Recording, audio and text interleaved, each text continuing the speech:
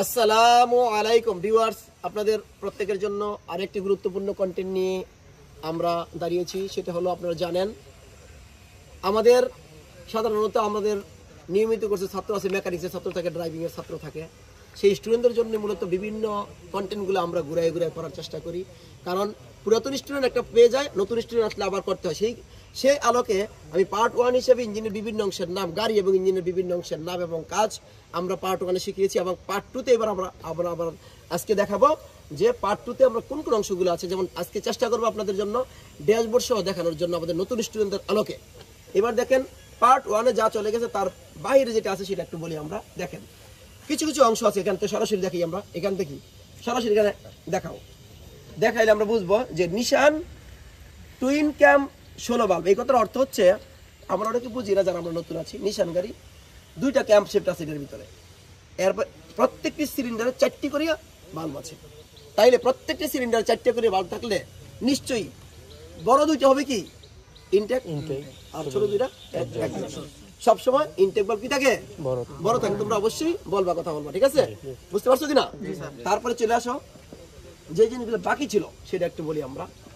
এটা হলো brake booster. কি এটা?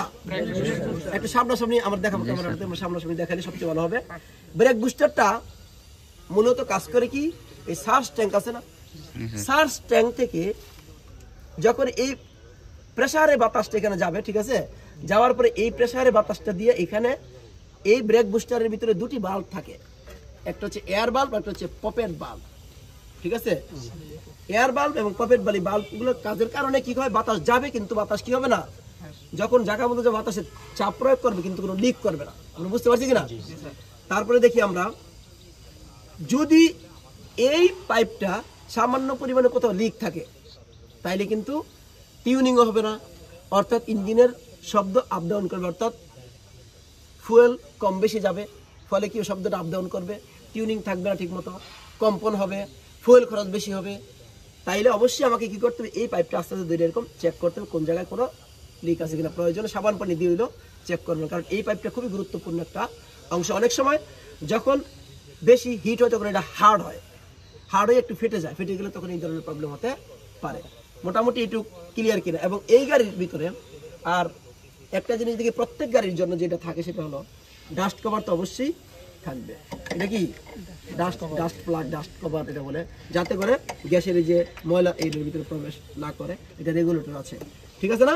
তারপরে হলো, এইবার আমরা দেখি, খেয়াল করি, এটি হলো পাওয়ার স্টিয়ারিং ফ্লুইড। কি এটা? অর্থাৎ যে অংশগুলো বাদ ছিল আমরা সেগুলো বলার চেষ্টা করতেছি। Power steering fluid, power steering fluid এর ভিতরে থাকবে। এখানে হাইলো আছে, যেখানে আছে হাইলো দেওয়া আছে, সমস্যাটা আমরা দেখে নিতে পারবো। এবার আসি আমরা এখানে সরাসরি একটি দিকে আসি, সরাসরি এখানে আসো। এটার ভিতরে একদম নিচে পাওয়ার স্টিয়ারিং মোটর আছে। এই যে এই পাইপটা যে আছে, এই পাইপটা দেখি, এখানে কিন্তু 2টা পাইপ দেওয়া আছে।